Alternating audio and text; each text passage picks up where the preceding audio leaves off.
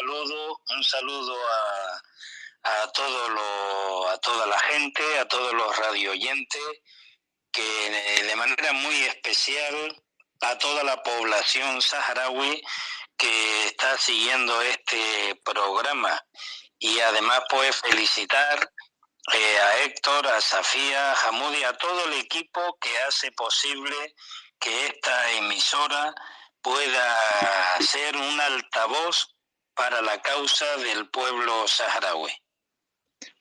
Muchas gracias, Carmelo. Es un placer contar contigo en este programa. Para nosotros es muy especial poder contar contigo y con tu voz. De verdad, es un corazón. Queríamos empezar preguntándote, porque hemos hecho una serie de preguntas al respecto. Queríamos preguntarte, digamos, si podías dar una visión sobre la responsabilidad histórica, política, jurídica y moral del Estado español respecto al Sáhara, considerando su papel como potencia colonial y todo lo que ha ocurrido después de los acuerdos tripartitos. Pues mira, hay que empezar diciendo que el Sáhara español o el Sáhara occidental fue una antigua colonia de España que la colonizó en 1884 y que mantuvo su presencia durante casi un siglo hasta 1975, en que en virtud de los ilegales acuerdos tripartitos de Madrid abandonó el Sáhara Occidental, no cumplió con las obligaciones políticas, jurídicas y sociales, ¿no?, que tenía como potencia colonial, y quedó el pueblo saharaui a merced de la ocupación del ejército de Marruecos y de Mauritania, que lo ocuparon en el año 75. La responsabilidad histórica que tiene el Estado español no solo no se ha resarcido en todas estas décadas de gobierno democrático, sino al contrario, se incumplen las resoluciones de Naciones Unidas, no se posibilita la celebración de un referéndum de autodeterminación y de independencia para que el pueblo saharaui ejerza este derecho que tiene reconocido en Naciones Unidas desde 1960, hace ya más de 60 años, ¿no? Por tanto, el derecho de autodeterminación e independencia solo se puede ejercer a través de un referéndum libre y democrático, y no haciendo lo que está recientemente o desde hace ya 2 años ha hecho Pedro Sánchez como presidente del gobierno de España, que ha planteado prácticamente el reconocimiento, aunque es ilegal desde el punto de vista jurídico, pero ha venido a apoyar lo que es la ilegal ocupación violenta por parte de Marruecos del Sáhara Occidental. Sigue existiendo esa deuda histórica del Estado español, y nosotros,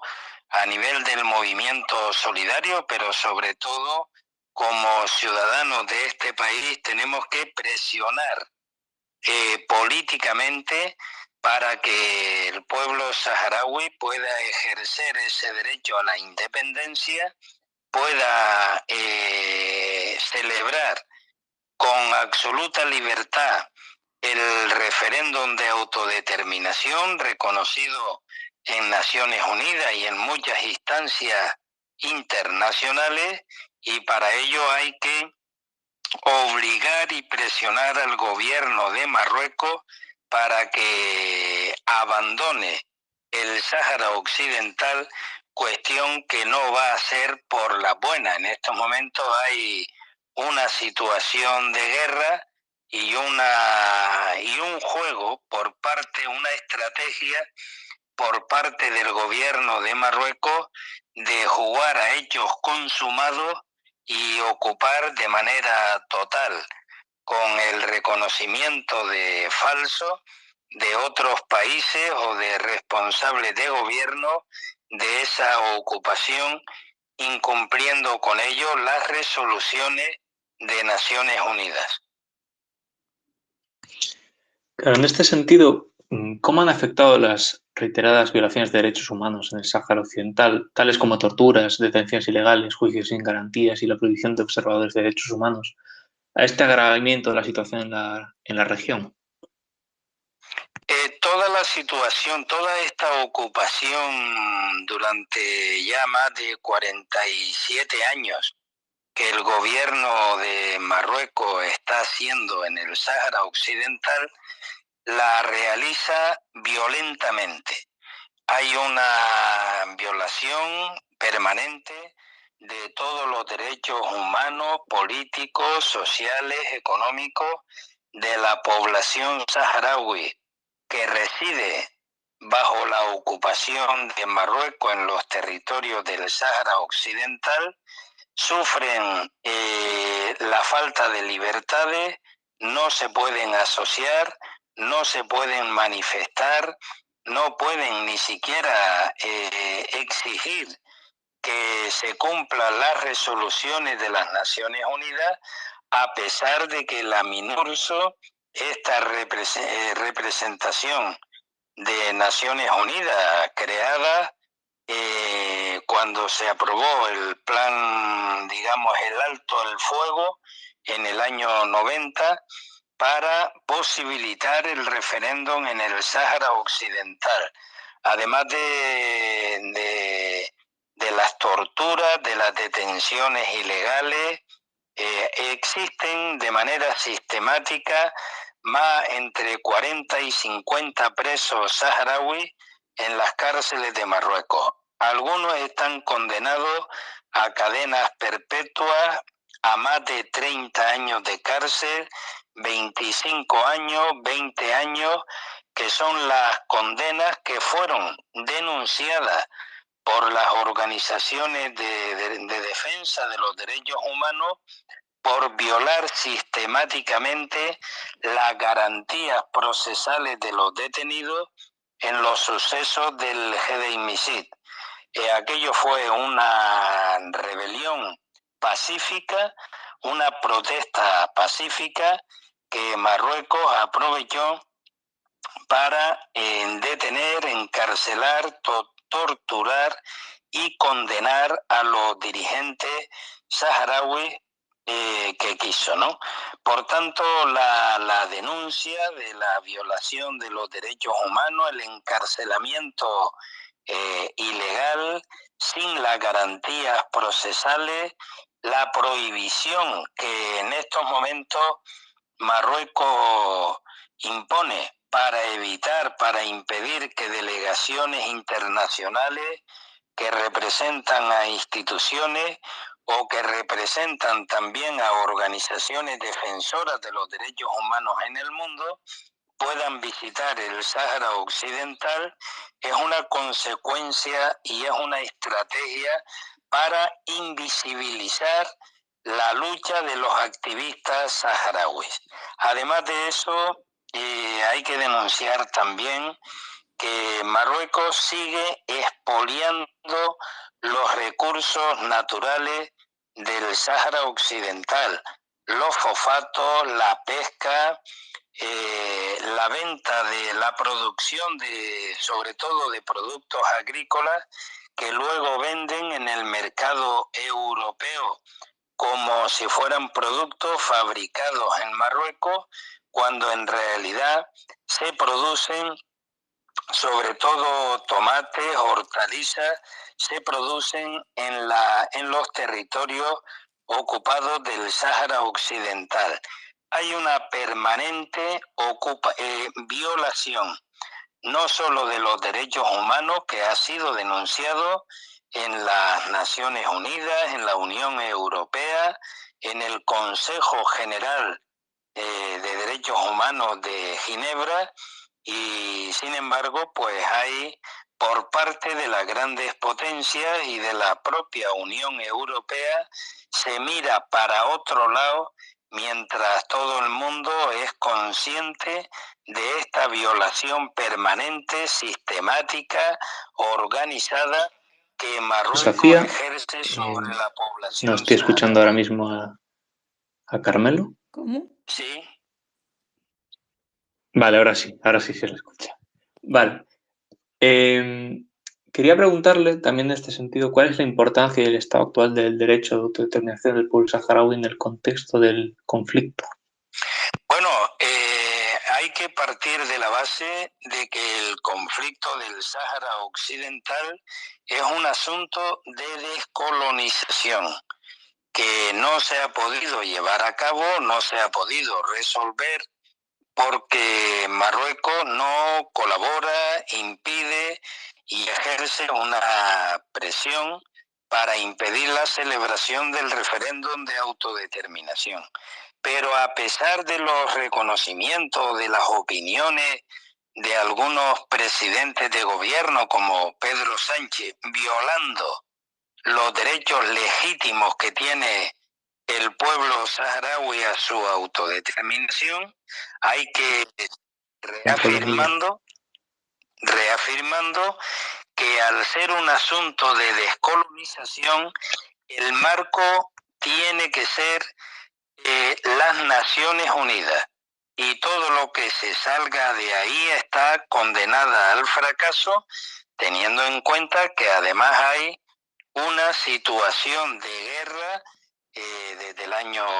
2020 como consecuencia de la violación por parte del ejército de Marruecos al atacar en Guerguerat a activistas saharauis que protestaban de manera pacífica, ¿no? Hay una situación de guerra que, unida a la situación en el Sahel y a los más de 40 guerras, 40 conflictos armados que hay en el mundo, pues contribuye a crear una zona de inestabilidad muy peligrosa en estos momentos. En este sentido quería preguntarte, ¿cuál es el mandato de la MINURSO y cómo ha afectado su presencia al desarrollo del conflicto en la región? El mandato de la MINURSO se crea en virtud del alto el fuego en 1990 entre el Frente Polisario y el gobierno de Marruecos, en el marco de las Naciones Unidas,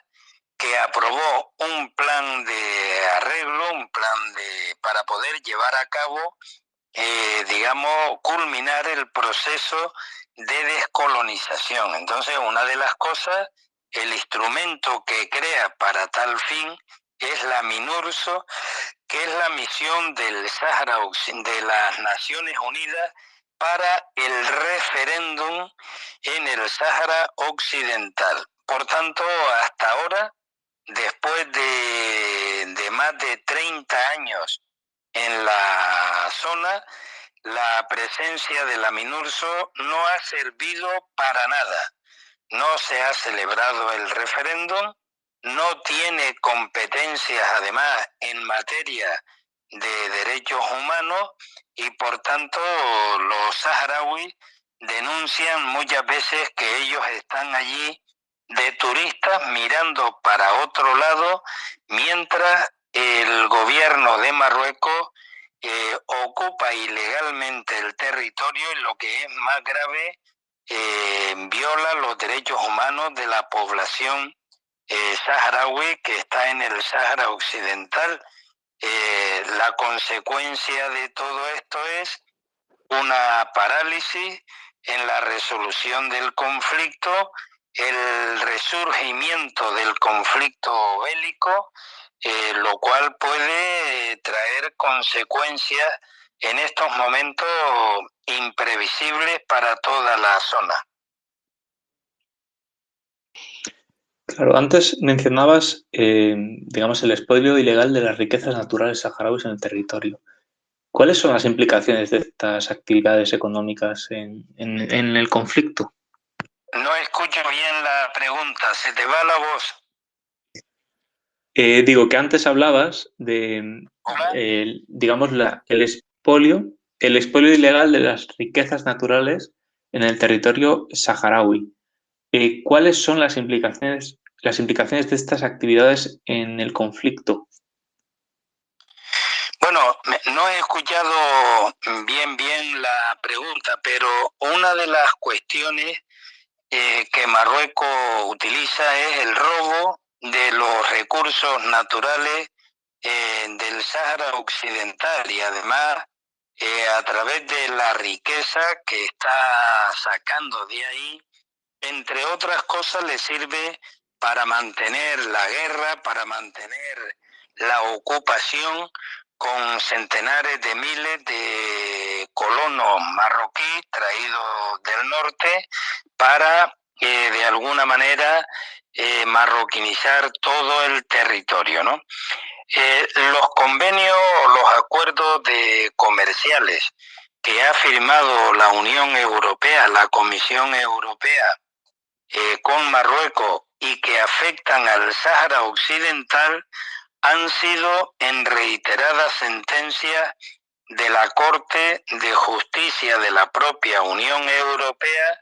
declarados ilegales. Y además, en la última sentencia del año 21, se recoge de manera explícita que el Sáhara Occidental no es un territorio que pertenece a Marruecos, que los acuerdos de las Naciones Unidas, de la Comisión Europea, firmados con Marruecos que afecten al Sáhara Occidental, son ilegales y que quien representa al pueblo saharaui es el Frente Polisario. Por tanto, sin el consentimiento del pueblo saharaui, a través de su único representante reconocido en Naciones Unidas y por la Corte de Justicia de la propia Unión Europea, sin el consentimiento del Frente Polisario, cualquier acuerdo económico que afecte a la riqueza del Sáhara Occidental es ilegal. Esa sentencia fue recurrida por Marruecos. La propia Comisión Europea también presentó recurso y ahora se está pendiente de que ya el Tribunal de Justicia pues emita ya el veredicto, la sentencia definitiva, ¿no? Eso seguramente se va a producir en los próximos meses. En ese sentido, quería preguntar también cuáles son las principales dificultades que se enfrentan en los campamentos de refugiados saharauis para satisfacer las necesidades humanitarias básicas de su población y qué impacto tienen estas dificultades en la situación de los refugiados. La situación que en estos momentos hay en los campamentos de refugiados saharauis en Tinduf es realmente alarmante. Recientemente ha habido una comunicación, digamos, de alarma del consorcio de ONGs que tienen presencia, que están trabajando en los campamentos de refugiados, donde se denuncia la disminución de la cooperación internacional y además que se llega tarde, que llega con mucho retraso como consecuencia de la aparición de otros conflictos en otras partes del mundo. Pero hay que tener en cuenta también que una de las estrategias de Marruecos es que se disminuya, que se corte la cooperación en materia alimentaria, sanitaria, educativa o del mantenimiento de los servicios esenciales para rendir por hambre al pueblo saharaui. La resistencia hoy en los campamentos de refugiados saharaui es fundamental, pero se está haciendo en unas condiciones muy complicadas, muy difíciles, porque se ha disminuido la ayuda que viene del exterior. Hay miles de saharauis que dependen exclusivamente de la cooperación internacional y los llamamientos que han hecho no solo el consorcio de ONG, sino las propias Naciones Unidas a través del Programa Mundial de Alimentos o del ACNUR y del propio secretario general, pues alertando de las dificultades que en estos momentos existen en los campamentos de refugiados. Desde el movimiento solidario se denuncia permanentemente esta situación. Se trata también de que el gobierno de España se implique mucho más en lo que es la cooperación humanitaria. Ahora mismo, si se compara la ayuda que manda a los de carácter humanitario a los campamentos de refugiados con los recursos económicos que está dando al gobierno de Marruecos, eso es absolutamente desproporcionado, ¿no? Por tanto, todas estas dificultades están provocando una situación de alarma humanitaria como consecuencia de la disminución de la ayuda y del encarecimiento de los productos. La guerra en Ucrania ha significado que los productos esenciales, sobre todo el grano, se ha incrementado en un 20%, ¿no? Por tanto, ahora con el mismo dinero se compra un 20% menos y eso afecta gravísimamente a garantizar la alimentación para los miles de saharauis que están resistiendo en Tinduf. Quería preguntar cómo ha influido la cercanía geográfica de Canarias y las relaciones sociales, económicas, educativas y comerciales históricas con el pueblo saharaui en la sensibilidad de Canarias respecto a la causa saharaui. En Canarias siempre ha habido una simpatía, un apoyo total hacia la justa causa del pueblo saharaui. Hay que tener en cuenta que en los años 50, en los años 60, cuando el Sáhara Occidental era una colonia de España, miles de canarios emigraban al Sáhara Occidental para poder combatir las necesidades que había en Canarias, ¿no? No habían puestos de trabajo, había mucha hambre y la gente tenía que emigrar hacia América,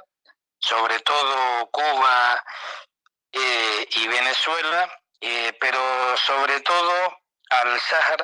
Sáhara Occidental y a Mauritania. Eran los lugares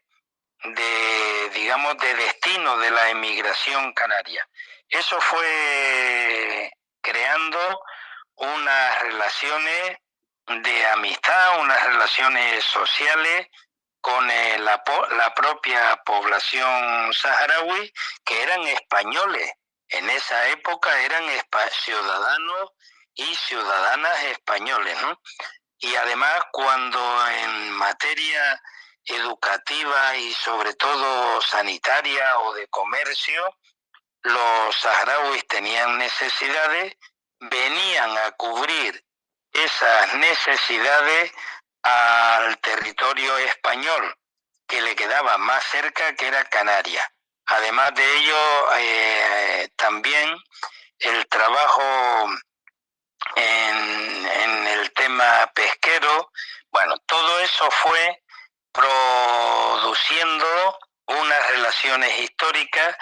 que cuando España abandonó el territorio de la noche a la mañana en el año 75, pues eso causó un fortísimo impacto no solo psicológico, político y social, sino también económico en Canarias. Desde ese momento, desde Canarias, desde sus partidos políticos, las instituciones, siempre ha habido un apoyo y una simpatía a la causa del pueblo saharaui que representa el Frente Polisario, a la ayuda a fortalecer la ayuda humanitaria, y además estamos enormemente preocupados por el expansionismo de Marruecos. Si Marruecos ocupa de manera definitiva el Sáhara Occidental, eso es una amenaza grave para la comunidad canaria. Una de las pretensiones de Marruecos siempre ha sido no solo la ocupación del Sáhara Occidental, sino el Gran Magreb, cogiendo parte de Argelia, de Mali, cogiendo prácticamente toda Mauritania e incluso las Islas Canarias, ¿no? Ahora están realizando maniobras militares durante 3 meses en las aguas del Sáhara Occidental, cercanas a Canarias, y noticias fidedignas pues afirman que lo que están haciendo a través de empresas multinacionales es investigar la existencia de yacimientos petrolíferos, de gas o de tierras raras, y para ello han organizado este montaje de maniobras militares,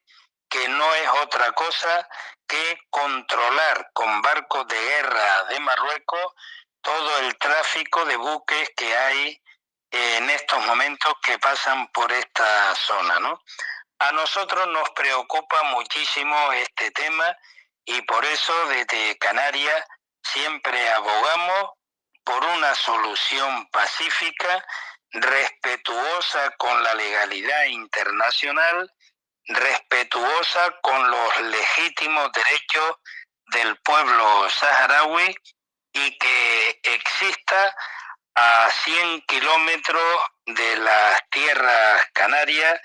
un territorio, un Estado libre e independiente que debería ser la República Saharaui Democrática. ¿Cómo influye el contexto geopolítico del conflicto del Sáhara Occidental? Hablando de esto, de la situación de Mali, el deterioro del gobierno de Marruecos y el creciente protagonismo de Argelia en la región. ¿Cómo está afectando? Hay que tener en cuenta que en estos momentos la situación internacional está atravesando, algunos hablan de que estamos en una situación en la antesala de una tercera guerra mundial. Está la gravísima situación en Oriente Medio con la invasión, el genocidio que el gobierno de Israel, la entidad sionista de Israel, pretende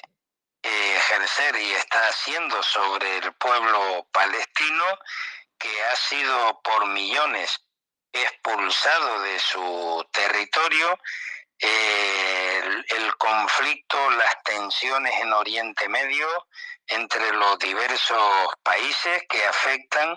al libre tránsito de buques, de materias primas,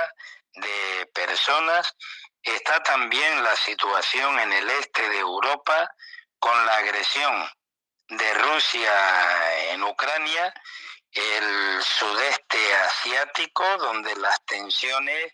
de Estados Unidos y de China, las dos Coreas, pues provocan siempre situaciones que una chispa puede explotar todo el polvorín. Está también la situación en África, con más de 20 guerras en el centro de África, en la zona del Sahel, y además el conflicto tan cercano que tenemos al lado, que es el conflicto entre el Frente Polisario y el ejército de Marruecos en el Sáhara Occidental. Todo eso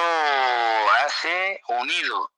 al rearme de todos los países, sobre todo de las grandes potencias, donde ya todo el mundo ve como necesario incrementar los gastos en defensa, en armamento, y claro, las fábricas de armamento que están básicamente en Estados Unidos, en las grandes potencias de Europa, de China o de Rusia, son los grandes exportadores de armamento, pues están imponiendo una situación de extrema gravedad. La situación en Mali, pues en Mali y en todo el Sahel, ¿no? Ahí ya se han producido golpes de Estado en unos 8 países, la presencia de grupos de mercenarios, como el grupo creado por Rusia, el grupo Wagner, o grupos que operan de Estados Unidos, de mercenarios que operan también en el Congo o en el centro de África, bueno, pues está creando una situación violenta donde, unido al enorme arsenal de armamento con muchas cabezas nucleares que manejan también las grandes potencias, pues yo creo que estamos en una situación terrible, donde hasta el mismo Vaticano, el propio Papa, en varias ocasiones ya ha alertado sobre este tema, ¿no? Yo creo que se hace necesario que las propias Naciones Unidas hagan todo lo posible para poder enfriar todos estos conflictos, negociar la solución pacífica de los conflictos existentes, que no predominen los intereses de los grupos económicos fabricantes de las armas. Y además, si Donald Trump accede nuevamente al gobierno de los Estados Unidos, pues esto se va todavía a agravar mucho más. La situación realmente es preocupante, y en este sentido un conflicto en el Sáhara Occidental, que en estos momentos es entre el ejército saharaui y el de Marruecos, pues unido al hambre, unido a las tensiones crecientes como consecuencia de las guerras existentes, pues puede provocar una situación donde dar marcha atrás puede ser bastante difícil.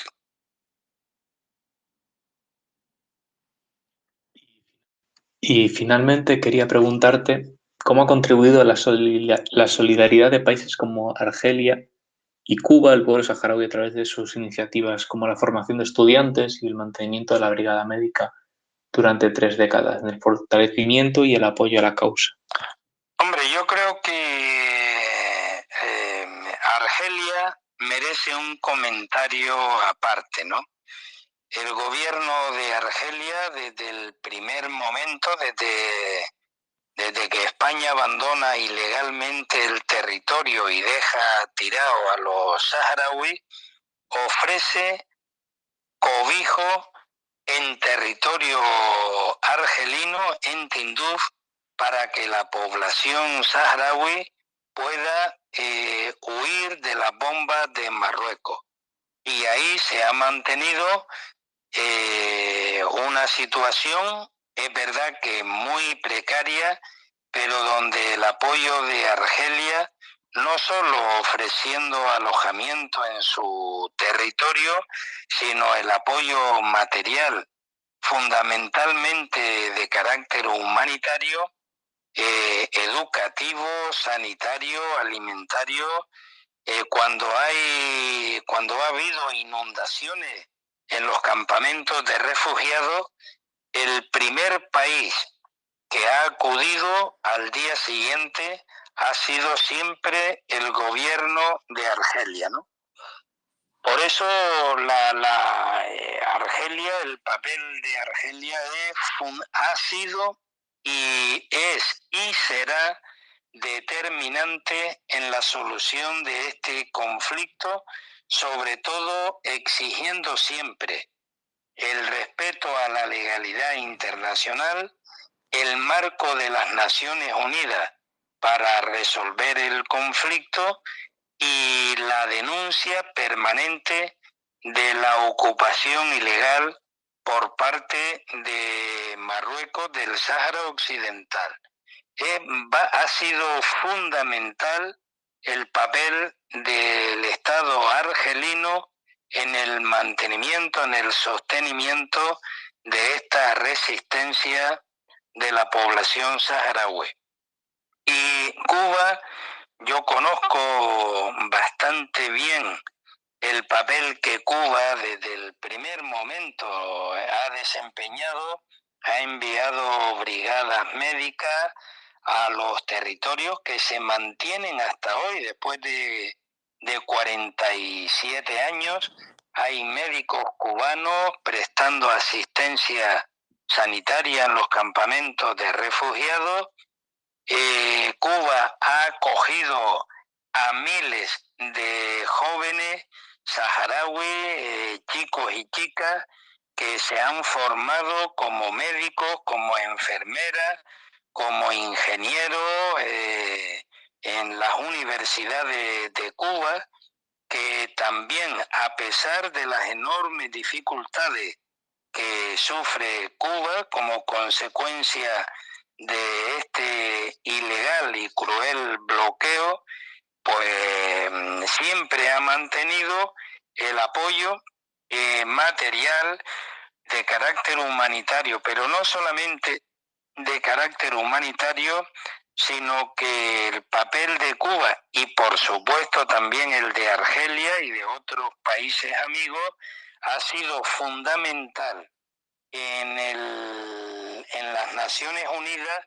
para seguir apoyando y exigiendo el respeto del derecho de autodeterminación e independencia del pueblo saharaui. Yo acabo en octubre, ¿no?, del pasado año, estuve en la 4ª Comisión de Descolonización de las Naciones Unidas y el posicionamiento del gobierno de Argelia y del gobierno de Cuba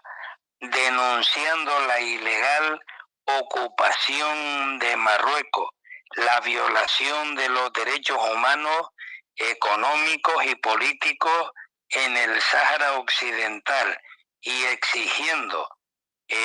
una resolución pacífica de este conflicto, pues ha sido y sigue siendo determinante.